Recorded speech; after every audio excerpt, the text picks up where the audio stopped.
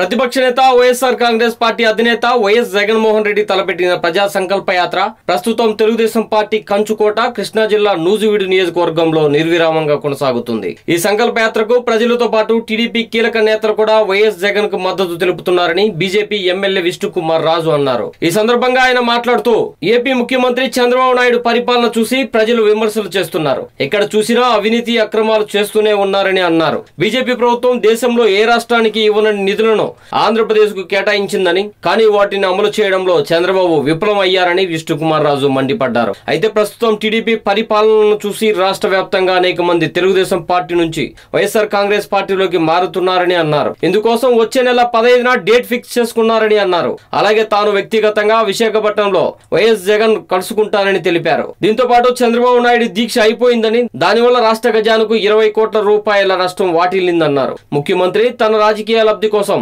సమర దీక్ష పేరు చెప్పి దొంగ దీక్షలు చేస్తున్నారని విష్ణుకుమార్ రాజు మండిపడ్డారు. ఒకప్పుడు చంద్రబాబు ప్రత్యేక హోదా బదులు ప్రత్యేక ప్యాకేజీకి ఒప్పుకున్నారని గుర్తు చేశారు. అయితే మొత్తానికి విష్ణుకుమార్ రాజు చెప్పిన మాటలు చూస్తుంటే వచ్చే నెలలో టీడీపీ నుంచి వైసీపీలోకి వలసలు రావడం ఖాయంగా కనిపిస్తుంది. దీంతో పాటు పలువురు టీడీపీ ఎమ్మెల్యేలు కూడా వైసీపీ కండువా కప్పుకునేందుకు సిద్ధంగా ఉన్నట్లు తెలుస్తుంది. మొత్తానికి వచ్చే నెల 15 నుంచి వైసీపీలోకి వలసల జోరు విపరీతంగా జరుగుతుందని తెలుస్తుంది. Hi viewers, please subscribe Janahitam TV.